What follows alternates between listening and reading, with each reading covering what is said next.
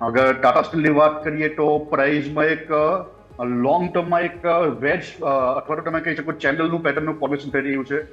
અગર weekly time ફ્રેમમાં આપણે સ્ટડી કરીએ તો પ્રાઇઝ એક ટ્રેડ લાઇન અને મૂવિંગ એવરેજની ઉપરથી બાઉન્સ બેક થતું જોવા મળ્યું છે. સાથે સાથે લોંગ ટર્મનું જે ફિબોનાચી લેવલ હોય છે એઝ પર ઇન્ડિયો ત્યાંથી પણ એક રિવર્સલ સારું જોવા મળી રહ્યું છે. તો ટાટા સ્ટીલ એકથી બે મહિનાના હોલ્ડિંગ માટે બાય કરી શકાય છે 120ના સ્ટોપ લોસ સાથે, અને આવનારા દિવસોમાં 145 થી 160 ટાર્ગેટ જોવા મળી શકે છે. અને ખાસ આપના વ્યુઅર્સે જણાવવા માંગીશ કે માર્કેટ હાલમાં એક ડાઉન ટ્રેન્ડની પોઝિશનમાં છે, તો તમને 15% 20% મળે છે તો પ્રોફિટ બુક કરીને ચાલવાની સલાહ આપીશ.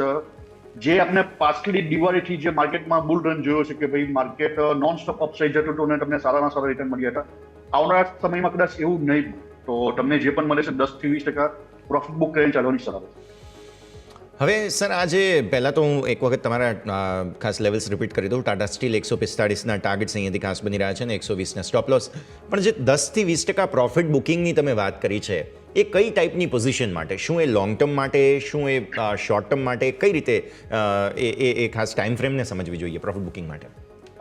અગર લોંગ ટર્મની વાત કરીએ તો કોઈ પણ ઇન્વેસ્ટરનું જે ઇન્વેસ્ટમેન્ટ 1 વર્ષથી વધારે હોય તેના માટે તો આ જે પણ સ્ટ્રેટેજી છે આપની સ્વિંગ ટ્રેડ માટે છે.